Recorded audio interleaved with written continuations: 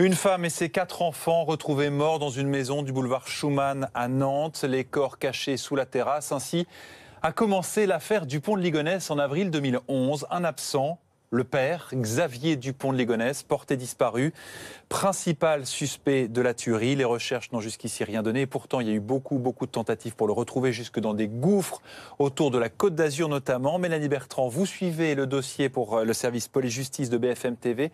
Une nouvelle opération est en cours depuis ce matin et pas n'importe où. Oui, à Roquebrune-sur-Argent, au monastère de Roquebrune-sur-Argent, le dernier endroit, la commune, le dernier endroit où il avait été aperçu Xavier Dupont de Ligonnès en 2011. L'opération, elle a commencé il y a tout juste 1 heure, à 9 h ce matin. Une opération en cours avec de nombreuses forces de police, des hommes de la PJ de Toulouse, de l'OCRVP, c'est l'Office central pour la répression des violences aux personnes. C'est un des services de la DCPJ, de la Direction centrale de la police judiciaire, et des hommes aussi, et c'est intéressant, de la police judiciaire de Nantes. Nantes, c'est là où sa famille a été assassinée. C'est donc des hommes de la PJ qui sans doute suivent le dossier et sont descendus exprès dans le Var pour mener les investigations. Une opération, vous le disiez, qui a été déclenchée suite à des témoignages reçus, des gens qui auraient, il faut rester très prudent et mettre beaucoup de conditionnels dans ce dossier, mais qui auraient aperçu le principal suspect de cette tuerie dans ce monastère. Donc l'opération, elle se mène depuis 1 heure ce matin.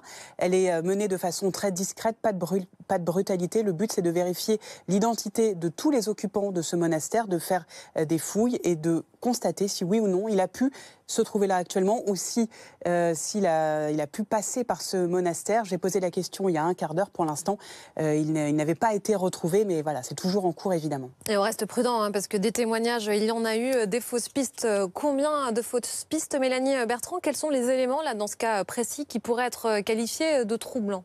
Ce qui est troublant, c'est la localisation. Roquebrune-sur-Argent, c'est évidemment le dernier endroit où on a pu apercevoir Xavier Dupont de Ligonnès. C'était le 15 avril 2011. Il y a une vidéo de caméra surveillance qui avait saisi son image alors qu'il était en train de retirer de l'argent à un distributeur après avoir passé la nuit dans un hôtel Formule 1 à Roquebrune-sur-Argent. Et puis ensuite, plus rien. Il s'était littéralement évaporé dans la nature. Alors des signalements, vous le disiez, effectivement, il y en a eu des centaines, voire des milliers. On a cru l'apercevoir un petit peu aux 4 coins du monde. À chaque fois que les renseignements sont crédibles, sont sérieux, ça donne lieu à des investigations. Mais pour l'instant, ça n'a toujours rien donné. C'est pour ça que les policiers restent prudents ce matin. Une source policière nous disait que c'était pour fermer une porte plus que dans l'espoir de le retrouver. Mais toujours est-il que l'opération est en cours. Donc les policiers vont quand même sur place chercher des infos, vérifier les identités. Mais on va rester prudent, je le répète, parce que il a déjà été signalé à de très nombreuses reprises sur le territoire et même en dehors des frontières françaises.